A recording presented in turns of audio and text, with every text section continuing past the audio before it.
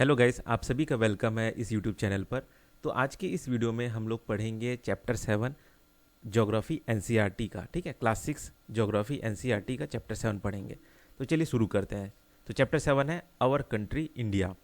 India is a country of vast geographical expanse. In the north it is bound by the lofty Himalayas, the Arabian Sea in the west, the Bay of Bengal in the east and the Indian Ocean in the south was the source of the Indian peninsula. ठीक है, मतलब ये कहा जा रहा है कि जो हमारा इंडिया है, ठीक है, उसका वास्ट ज्योग्राफिकल एक्सपांस है, मतलब वो बहुत बड़े एरिया में ये फैला हुआ है। ठीक है, और कहाँ कहाँ से ये घिराया हुआ है, तो नॉर्थ से हिमालय से ये घिरा हुआ है, ठीक है, वेस्ट से अरेबियन सी से है, बे ऑफ बंगाल ईस्ट से घेर के रखा है ना, और इंडियन ओशियन जो है वो साउथ से घेर के रखा है। ठीक है, और वॉस द सोर्स जो है ऑफ इंडियन पेनिनसुला। ठीक है, तो ये जो सोर्स है वो वॉस कर है इंडियन पेनिनसुला का। इंडियन पेनिनसुला क्या होता है, वो पीस ऑफ लैंड, ठीक है, वो पीस ऑफ लैंड जो कि समुद्र से घिरा हुआ है, ठीक है, तीन साइड से। तो जैसे कि ये हमारा इंडिया का जो है ना, आप साउथ का हिस्सा देखोगे तो तीन साइड से घिरा हुआ है। साउथ से इधर आपका हो गया क्या, अरेबियन सी, और इधर हो गया बे ऑफ बंगाल, और नीचे हो गया इंडियन ओशियन। तो तीन साइड से सी से घिराया हुआ है ना, तो ये जो हिस्सा हो गया नीचे जो है साउथ का जो हिस्सा है वो हो गया इंडियन पेनिनसुला। ठीक है, तो वही चीज़ होता है। तो ये पेनिनसुला क्या होता है समझ में आ गया। Is a piece of land that is surrounded by water on three side. ठीक है, ये आगे फिगर में दिखेगा, बोल रहे देखते हैं 6.1 में देखते जाके। हाँ, ये देख सकते हैं, नहीं 6.1 में ये यहाँ से देख लीजिए। ये जो हिस्सा है ना नीचे का, ये आता है आपका इंडियन पेनिनसुला, है ना। इस पूरे हिस्से को हम कहते हैं इंडियन पेनिनसुला। क्यों? क्योंकि ये तीन साइड से समुद्र से घिरा हुआ है, Arabian Sea, Bay of Bengal और नीचे इंडियन ओशियन। ठीक,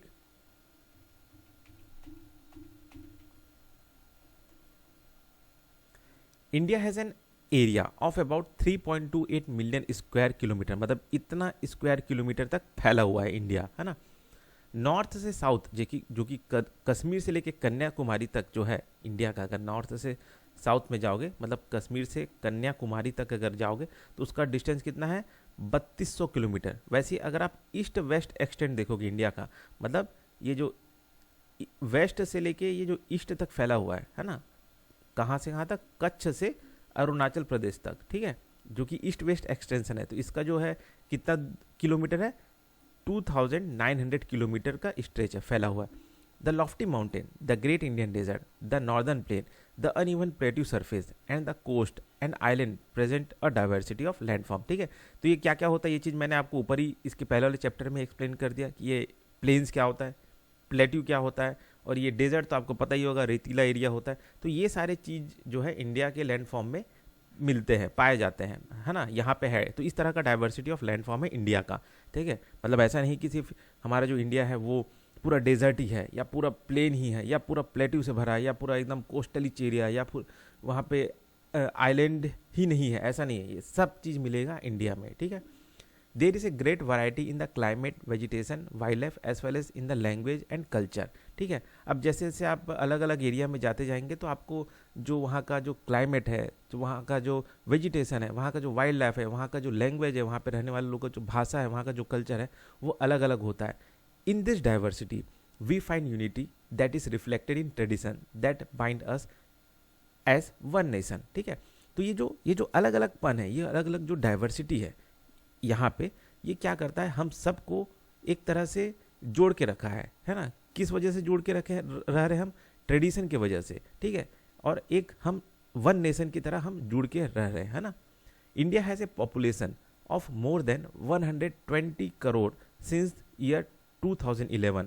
it is the second most populous country of the world after China. तो मतलब आप यहाँ पे देख सकते हैं कि जो इंडिया है अभी तो बढ़ गया, ये 2011 का है, तो 2011 में 120 करोड़ थे, अभी तो 140 करोड़ हो गए हैं अभी अभी अगर करेंटली देखा जाए तो।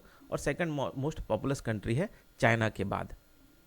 लोकेशन सेटिंग कैसा है, तो ये चीज़ भी हमने पहले पढ़ चुका है, फिर भी यहाँ पे मैं बता देता हूँ। तो इंडिया जो है नॉर्दर्न हेमिस्फीयर में लोकेटेड है। ट्रॉपिक ऑफ कैंसर कहाँ से, कौन से ट्रॉपिक ऑफ कैंसर में यहाँ से होके गुजरता है, मतलब ट्रॉपिक ऑफ कैंसर जो है 23 डिग्री 30 मिनट नॉर्थ जो है वो यहाँ से क्या इंडिया से है, इंडिया से जो है पास होके गुजरता है। ठीक है, south to north mainland India extend between तो अगर साउथ से नॉर्थ अगर हम देखें तो कैसे फैला हुआ है लैटिट्यूड, किस से कौन से लैटिट्यूड तक फैला हुआ है, 8 डिग्री 4 मिनट नॉर्थ से लेके 37 डिग्री 6 मिनट नॉर्थ लैटिट्यूड तक जो है साउथ से लेके नॉर्थ जो है लैटिट्यूड तक फैला हुआ है। वैसे अगर वेस्ट टू ईस्ट अगर एक्सटेंड देखें इंडिया का, तो कौन से लॉन्गिट्यूड से लेके कौन से लॉन्गिट्यूड तक फैला हुआ है east west extension, 68 degree 7 minute east से लेके 97 डिग्री 25 ईस्ट लॉन्गिट्यूड तक फैला हुआ है। ठीक है, तो ये जो चीज़ मैंने पहले बता दिया है, तो ये कुछ नहीं है, मतलब ये कहा जा रहा है कि ये यहाँ से यहाँ तक जो फैला हुआ है ना, तो ये कौन से लॉन्गिट्यूड है यहाँ पे और ये कौन सा लॉन्गिट्यूड है, तो ये कितना से लेके कितना लॉन्गिट्यूड तक फैला हुआ है, वही चीज़ मैंने बताया। सेम वैसी अगर साउथ से लेके नॉर्थ से लेकर अगर साउथ तक अगर आप फैलाव को देखें तो ये किस लैटिट्यूड में है, जो टॉप का जो है हमारा इंडिया का से लेके जो साउथ का जो सबसे निचला हिस्सा है वो कौन से लैटिट्यूड में है, तो वही चीज़ बताया कि किस लैटिट्यूड से लेके किस लैटिट्यूड तक जो है नॉर्थ से साउथ एक्सटेंशन है, वही चीज़ यहाँ पे डिग्री में बताया गया है ना। If we divide the world into eastern and western hemisphere, which hemisphere would India belong, अगर ये बोला जा रहा है कि अगर हम जो वर्ल्ड है उसको अगर हम ईस्टर्न हेमिस्फीयर और वेस्टर्न हेमिस्फीयर में बांट दें, तो जो हमारा इंडिया है वो किसको बिलोंग करता है।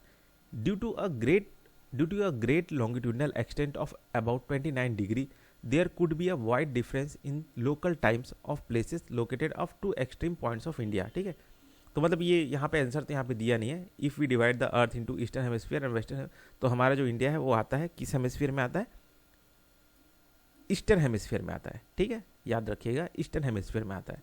ठीक, यहाँ पे देखते हैं वर्ल्ड का मैप है कि नहीं, शायद ही है, नहीं है यहाँ पे, है ना।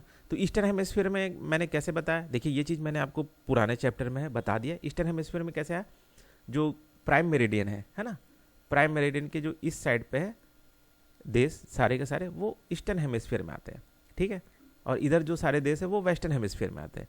तो जो प्राइम मेरिडियन है उसके इस साइड है हमारा इंडिया, इसलिए हम पूरी तरह से इंडियन हेमिस्फीयर में ईस्टर्न हेमिस्फीयर में आते हैं। ठीक, due to great longitudinal extent of about 29 degree, there would be wide difference in local time places located between two extreme point of India. As such, the difference between these 2 points would be of about 2 hours. As you have learned earlier, the local time changes by 4 minutes 1 degree. ठीक है, तो ये यहाँ पे क्या चीज़ कह रहा है मैं बताता हूँ, सिंपल सा, ये चीज़ हमने पहले भी पढ़ा था।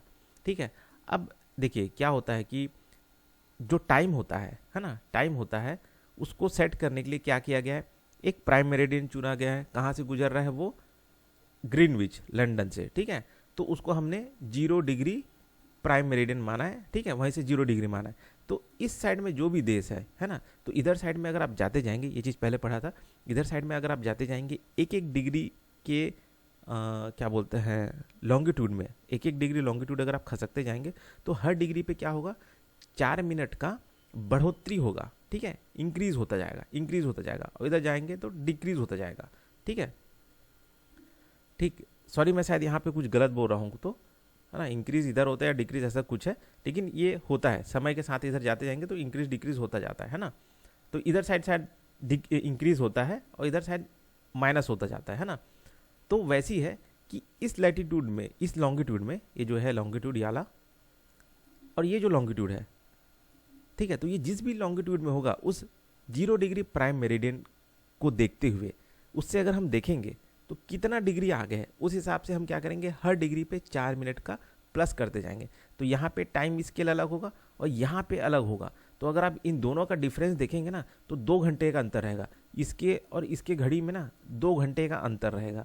तो भाई अगर एक देश में रह रहे हैं तो 2 समय कैसे ले सकते हैं, इसलिए इंडिया का एक स्टैंडर्ड टाइम रखा गया। ठीक है, ठीक, तो वो कौन से लॉन्गिट्यूड में रखा गया, 82 डिग्री 30 ईस्ट में, है ना, जिसे हम इंडियन स्टैंडर्ड टाइम कहते हैं या स्टैंडर्ड मेरिडियन ऑफ इंडिया भी कहते हैं। ठीक है, तो समझ में आया ये क्या चीज़ है, और ये कहाँ से होके गुजरता है, यूपी से होके गुजरता है, ये यहीं कहीं पे है आसपास में, है ना। तो वहाँ पे जो टाइम हो रहा है उसी को हम इंडियन स्टैंडर्ड टाइम या स्टैंडर्ड मेरिडियन ऑफ इंडिया कहते हैं, है ना, जिसे हम पूरे इंडिया में फॉलो करते हैं, मानते हैं, है ना। देखिए यहाँ पे मैं इस चीज़ को ज़्यादा एक्सप्लेन नहीं कर रहा हूँ, क्योंकि इसी चीज़ को मैंने ऑलरेडी एक चैप्टर में, इससे 3 से 4 जो प्रीवियस चैप्टर है उसमें मैंने एक्सप्लेन कर दिया अच्छे से, ठीक है। वहाँ पे मैंने टाइम स्केल भी दिखाया कि कितना घंटा आप मतलब अगर आप लेफ़्ट जा रहे हैं या राइट जा रहे हैं तो हर डिग्री पे कितना मिनट या कितना घंटा आपका प्लस हो रहा है या माइनस हो रहा है, वो सारा चीज़ वहाँ पे एक्सप्लेन कर दिया है, ठीक है। इंडियाज नेबर, अब इंडिया के नेबर कौन कौन से हैं, तो इसको थोड़ा सा मैं क्लियर कर देता हूँ।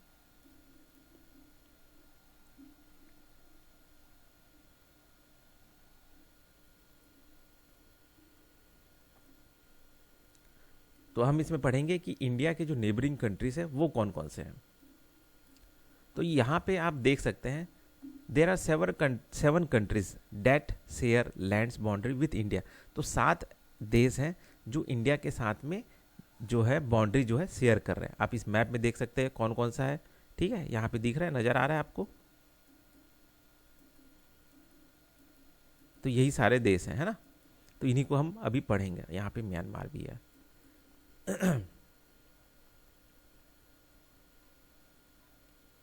अच्छा, ये पढ़ने का तो इसमें है नहीं। हाँ ठीक है, तो आप ये मैप ही देख लीजिएगा कौन कौन से देश है। तो 7 देश हैं जो कि शेयर कर रहे हैं, ठीक है, 1 2 3 4 5 6 7, ठीक है। ये तिब्बत जो है चाइना का हिस्सा है, चाइना के अंदर आता है, तो इसको एक ही मानना है ना। तो ये कौन कौन से, अफगानिस्तान, पाकिस्तान, चाइना, नेपाल, भूटान, बांग्लादेश, म्यांमार। तो ये 7 देश हैं जो इंडिया के साथ में लैंड बॉर्डर जो है शेयर कर रहे हैं, ठीक है, लैंड बॉर्डर्स।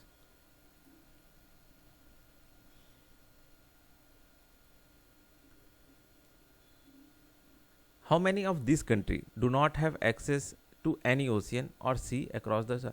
अब यहाँ पे आपको बोल रहा है कि ये जितने भी देश हैं उसमें से कौन कौन से ऐसे देश हैं जिन्हें जो समुद्र से कटे हुए हैं, है ना, समुद्र नसीब नहीं हो रहा है। तो आप यहाँ पे देख सकते हैं जैसे कि अफगानिस्तान है, बिल्कुल दूर है समुद्र से, भूटान हो गया, नेपाल हो गया, ठीक है। चाइना तो उधर से तो मिल ही जा रहा है, चाइना को उस साइड से, इधर साइड से उसको एक्सेस हो जा रहा है ना। क्या चीज़ का एक्सेस हो जा रहा है, समुद्र का, है ना। ये तो सिर्फ इंडिया के पॉइंट ऑफ व्यू से सब दिखाया मैंने आपको। और दूसरा चीज़ यहाँ पे और कहा गया है, across the sea to the south lie our island neighbour Sri Lanka and Maldives. Sri Lanka is separated from India by a Palk strait, ठीक है। तो कुछ ऐसे देश भी हैं जो इंडिया से अलग हैं, है ना, किस वजह से, समुद्र की वजह से, ठीक है, समुद्र की वजह से अलग हैं। और ये जो नेबर्स हैं ये आइलैंड नेबर्स हैं। कौन कौन से वो देश हैं, वो है मालदीव्स और श्रीलंका, ठीक है। तो ये जो श्रीलंका है ये इंडिया से अलग है। कैसे अलग है, बाई पाक स्ट्रेट, ठीक है। तो ये यहाँ पे जो है ये वाला जो लाइन है, एक मिनट रुक जाइए, ये जो पतला सा जो लाइन है ना, जमीन का टुकड़ा है, जमीन का जो पतला सा नैरो बाउंड्री ऑफ लैंड है, ठीक है, नैरो लैंड है जो इंडिया और पाकिस्तान को एक तरह से जोड़ के रखा है, इसे हम क्या कहते हैं, सॉरी लैंड नहीं, एक मिनट रुक जाइए, इस्थमस का मतलब क्या होता है, अभी मैंने पहले पढ़ाया था आपको ना।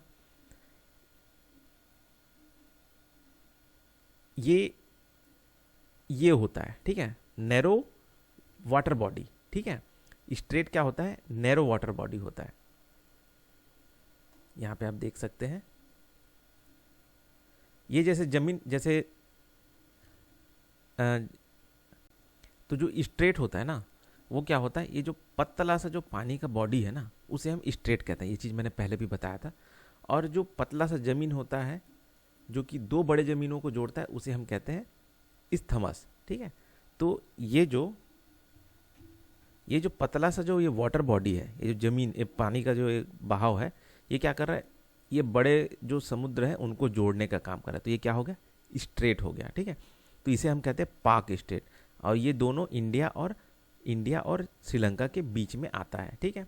तो ये पाक स्टेट जो है इन दोनों को सेपरेट करके रखा है, ठीक। अब जानते हैं कि इंडिया में कितने स्टेट है और कितने यूनियन टेरिटरीज है। तो देखिए अभी ये जो है पुराना डेटा है 2 जून 2014 का, ठीक है। अभी जो है करेंटली जो है कितना स्टेट है, 28 स्टेट है और 8 जो है यूनियन टेरिटरीज है, ठीक है। 28 स्टेट्स हैं और जो 8 है वो कितना है, यूनियन टेरिटरीज है, ठीक। Delhi is the national capital, the state have been formed mainly on the basis of language. तो ये जो भी राज्य बने हैं ये भाषा के आधार पे बने हैं। Rajasthan is the largest state और गोवा जो है स्मॉलेस्ट स्टेट है अगर एरिया के वाइज देखा जाए तो, ठीक है। अब स्टेट को हम फर्दर डिवाइड करते हैं इनटू डिस्ट्रिक्ट्स।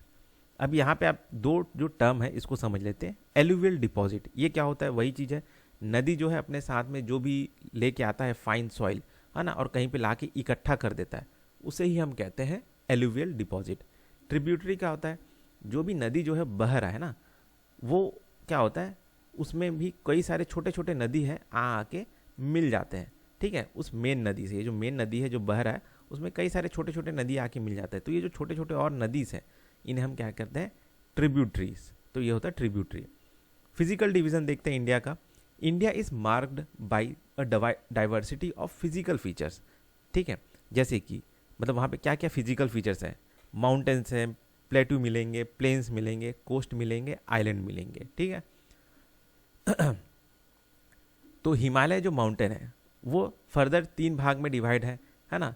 तो जो हिमालय माउंटेन है वो तीन भाग में डिवाइड है। मेन पैरेलल रेंज, जैसे कि सबसे ऊपर जो है, जैसे हिमालय है ना, पहाड़ का हिमालय माउंटेन, तो ऊपर एक हिमालय है, मतलब एक भाग बटा है, फिर दूसरा, फिर तीसरा। तो जो सबसे ऊपर वाला जो नॉर्थ मोस्ट हिमालय है, नॉर्थ मोस्ट पार्ट है, उसे हम ग्रेट हिमालय या हिमाद्री कहते हैं, ठीक है। उसके बाद जितना भी हाईएस्ट पीक है ना, माउंट एवरेस्ट जो भी है वो यहीं पे ही है ना, ग्रेट हिमालय में। फिर आता है मिडिल हिमालय या हिमाचल जो कि साउथ में है, याला। उसके बाद उसके नीचे पैरेलली एक और माउंटेन है जिसे हम कहते हैं शिवालिक, ठीक है, शिवालिक, SHIWALIK, ठीक। अभी इसी चीज़ को और ज़्यादा आप डिटेल में पढ़ेंगे एग्जाम, मतलब जैसे जैसे आप क्लास बढ़ता जाएगा उसमें, ठीक है। बस ये याद रख लीजिए कि जो इंडिया का जो फिजिकल डिवीज़न है वो क्या क्या है, यहाँ पे पहाड़ भी मिलता है, प्लेटू भी मिलता है, सब चीज़ें है ना। तो हिमालय में क्या है, माउंटेन्स में क्या है, तो ये आपका हिमालय माउंटेन बता दिया। तो हिमालय माउंटेन भी 3 भाग में बटा हुआ है। सबसे ऊपर वाला जो है उसे हम हिमालय, ग्रेट हिमालय कहते हैं। उसके नीचे पैरेलली एक और मतलब बसा हुआ है जिसे हम मिडिल हिमालय कहते हैं या हिमाचल कहते हैं। फिर उसके पैरेलल और माउंटेन रेंज है बसा हुआ है जिसे हम शिवालिक कहते हैं, वही कह रहा है। फिर आता है northern Indian plain. Northern Indian plain क्या है? प्लेन है, जो कि मैंने आपको बताया था। प्लेन कैसे बनता है वही चीज़ है। तो ये बनना है गंगा, इंडस और ब्रह्मपुत्र जो रिवर है और उसके जो ट्रिब्यूटरीज हैं वो सारे के सारे क्या हुए हैं, डिपॉजिट ला ला के इकट्ठा कर दिए, एलुवियल डिपॉजिट किया है, ठीक है। एलुवियल डिपॉजिट क्या होता है, मैंने बताया आपको कि नदी जो है अपने साथ में जो सॉइल से ला के इकट्ठा कर देते हैं ना कहीं पे, वही चीज़, ठीक है। तो उससे जो हुआ है हमारा जो है नॉर्थ इंडियन प्लेन बना है, ठीक है। फिर आता है western part. In the western part of India, अगर इंडिया का आप वेस्टर्न पार्ट में जाएंगे तो वहाँ पे आपको ग्रेट इंडियन डेजर्ट मिलेगा जो कि बहुत ही ज़्यादा सूखा, ड्राई और सैंडी स्ट्रेच ऑफ लैंड है, जहाँ पे वेजिटेशन कम है, मतलब वहाँ पे हरियाली बहुत ही कम है, ठीक। The south of the northern plain lies the peninsular plateau, ठीक है। It is triangular in shape, the relief is high uneven. This is a region with numerous hill range and valleys, Aravalli hills, ठीक है। तो ये peninsular plateau क्या होता है, जो ये ट्रायंगुलर फॉर्म में है ना, ये है आपका पेनिनसुलर प्लेट्यू, ठीक है ना। अब ये जो अरावली रेंज है वो one of the oldest range है वर्ल्ड का, ये बता रहा है। विंध्या रेंज जो है और सतपुरा रेंज है वो इम्पोर्टेंट रेंज है इसी का। नर्मदा रिवर, टापी यहीं से फ्लो होके बहता है, ठीक है। फिर आता है, मतलब ये पेनिनसुलर प्लेट्यू के बारे में बात किया जा रहा है, ठीक है। तो जो साउथ में जो पेनिनसुलर प्लेट्यू है वहाँ पे विंध्या, सतपुरा रेंज, एक मिनट रुक जाए, यहाँ पे ना आपको ना फिगर में सारा चीज़ नज़र आ जाएगा, यहाँ पे आपको बताने की ज़रूरत नहीं है, ये है, ठीक है। तो ये जो क्या बोलते हैं विंध्या रेंज है ना, अरावली रेंज है, ये इसी पेनिनसुलर प्लेट्यू का ही हिस्सा है, ठीक है, इसी पेनिनसुलर प्लेट्यू का ही हिस्सा है। हाँ, ये भी है कि वहाँ पे जो क्या बोलते हैं प्लेन्स है वो भी बन गए हैं, क्यों? क्योंकि नदी जो बह रहे थे इंदस, गंगा, ब्रह्मपुत्र, तो वो सारे के सारे यहाँ पे लाके डिपॉजिट इकट्ठा करते गए, ठीक है। तो ये मत सोचिएगा कि अरावली रेंज जो है ये इसका हिस्सा है, ये अगर देखें तो ये डेक्कन प्लेट्यू का, ठीक है, पेनिनसुलर प्लेट्यू का ही हिस्सा है ना। तो यहाँ पे कौन कौन सा है, जैसे ये अरावली रेंज यहाँ पे है, ठीक है, विंध्या रेंज यहाँ पे है, फिर वहीं उसके नीचे सतपुरा रेंज है, ठीक। नदी कौन कौन सा बह रहा है, तापी नदी, नर्मदा नदी, चंबल नदी, ठीक। चंबल नदी तो चलिए उधर का ट्रिब्यूटरी है ना, गंगा नदी का, ठीक है। अब ये जो डेक्कन प्लेटू है यहाँ पे कौन कौन सा है, गोदावरी, कृष्णा, नीलगिरी, कावेरी, ठीक। फिर इधर है आपका ईस्टर्न घाट और ये है आपका वेस्टर्न घाट। ईस्टर्न घाट का जो चौड़ाई है थोड़ा सा ज़्यादा है और वेस्टर्न घाट का जो कोस्टल एरिया है उस मतलब ये जो कोस्टल एरिया का जो चौड़ाई है ना ईस्टर्न घाट का, वो थोड़ा ज़्यादा है। और वेस्टर्न घाट जो है वहाँ पे जो कोस्टल एरिया है ना, उसका जो चौड़ाई है वो बहुत कम है ना। तो इसके पीछे भी कारण ये होता है कि यहाँ पे जो है जो वेस्टर्न घाट में जो है यहाँ पे सीधा पहाड़ है, तो क्या होता है पानी सीधा गिरता है, टकराता है पहाड़ से और पानी सीधा गिर जाता है। यहाँ पे कोई ऐसा बड़ा सा पहाड़ नहीं है, तो इसलिए क्या होता है कि यहाँ से जो हवा आता है और पानी लेके आता है ना, वो बहुत अंदर तक जाता है, ठीक है। अब जैसे ही अंदर तक जाता है तो वहाँ से अंदर से ठंडा होता है, ठीक है, और वहाँ से बहते बहते बहते बहते से धीरे धीरे करके आता है, ठीक है। तो इसलिए यहाँ पे जो कोस्टल एरिया है वो बहुत बड़ा बड़ा है और यहाँ पे जो कोस्टल एरिया है वो बहुत छोटा है, ठीक। तो आपने देख लिया यहाँ पे कौन कौन सा जो है रेंज है, नदी है, ठीक। बाकी ये वही चीज़ है, इसी चीज़ को इन्होंने एक तरह से थ्योरी के रूप में लिख दिया है। देखिए थ्योरी से ज़्यादा ना आपको अगर ज्योग्राफी को पढ़ना है, याद रखना है हर एक चीज़ को, तो आप मैप प्रैक्टिस ज़्यादा करिए, ठीक है। मैप प्रैक्टिस ज़्यादा करिए कि भाई ये जो ग्रेट इंडियन डेजर्ट है यहाँ पे है, तो ये plateau region, peninsular plateau region यहाँ पे है, ठीक है। अब ये जो डेक्कन प्लेटू है उसका कौन कौन सा हिस्सा है, तो ये विंध्या रेंज कहाँ पे है, वेस्टर्न घाट कहाँ पे, ईस्टर्न घाट कहाँ पे, नदी कहाँ कहाँ से बह रहा है, ये सारे चीज़ को आप ना मैप में प्रैक्टिस करिएगा, ठीक है। बाकी जो छोटे छोटे टर्म्स हैं उनको आप याद रखिए कि भाई ये एलुवियल डिपॉजिट क्या होता है, प्लेन्स किसे कहते हैं, ठीक है, माउंटेन्स कितने टाइप के होते हैं, ये सब चीज़ अलग से आप याद रखिएगा। तो बाकी इस चैप्टर में ज़्यादा कुछ था नहीं, सिंपल है। हाँ, अब जैसे ये आइलैंड है, इंडिया का पार्ट है, दो ग्रुप ऑफ आइलैंड है इंडिया में, ठीक है, जो इंडिया का पार्ट है, तो उसमें से कौन कौन सा है, एक है लक्षद्वीप आइलैंड है जो कि कहाँ पे लोकेटेड है, अरेबियन सी में, और दूसरा है कोराल आइलैंड जो कि कोराल से बना है। कोराल्स जानते हैं ना, वो मतलब वो स्केलेट मतलब रंग बिरंगा सा जो दिखता है ना समुद्र के अंदर में, है ना, उसे हम कोराल्स कहते हैं। तो उसी के इकट्ठा हो जाने की वजह से बहुत बड़ा सा आइलैंड बन गया है, जैसे कि अंडमान और निकोबार आइलैंड जो है वो कौन सा आइलैंड है, कोराल आइलैंड है, ठीक है। और ये जो लक्षद्वीप आइलैंड है ये कोराल आइलैंड नहीं है, है ना। तो ये कहाँ कहाँ पे बसा हुआ है, जैसे कि अंडमान और निकोबार आइलैंड वो कहाँ पे है, ये बे ऑफ बंगाल में, और लक्षद्वीप आइलैंड जो है वो कहाँ है, वो है अरेबियन सी में, ठीक। बाकी ऐसा कुछ नहीं है इसमें। ये जो चैप्टर था ना ये पूरी तरह से मैप को ही डेडिकेटेड था, आप बस मैप को प्रैक्टिस करिए, ठीक है। कम से कम 2 या 3 मैप इंडिया का ही उठाइए, है ना। एक मैप में आप सारे के सारे माउंटेन्स को नोट कर दीजिए, एक मैप में आप सारे के सारे जो नदियाँ हैं उनको नोट कर डिटेल में नोट कर दीजिए, ठीक है, मतलब शो कर दीजिए, और इस तरीके से आप आराम से समझ जाएंगे। और उस जो मैप है उसको समझिए, ठीक है, कि ये विंध्या रेंज जो है कहाँ से कहाँ तक फैला हुआ है ना, कौन कौन सा घाट कहाँ पे है, ईस्टर्न घाट कहाँ पे है, ठीक है। अब देखिए ये सारा जो चीज़ है ना, ईस्टर्न घाट, वेस्टर्न घाट, ये सब चीज़ हम लोग और आगे क्लास में और ज़्यादा डिटेल में पढ़ेंगे। अभी सिर्फ आप ऊपरी तौर पे देख लीजिए कि इंडिया जो है किन किन देशों से घिरा हुआ है, कौन कौन से समुद्रों से घिरा हुआ है, इंडिया का कोस्टल प्लेन्स कहाँ कहाँ पे है, कैसा है, पहाड़ कौन कौन सा है, नदियाँ कौन कौन सी है, पहाड़ भी है हिमालय तो वो कितने भाग में बटा हुआ है, 3 भाग में बटा हुआ है, ठीक है। वही सब चीज़ आपको बस जानना था इस चैप्टर में। तो बस इस वीडियो में इतना ही, फिर मिलते हैं नेक्स्ट वीडियो में।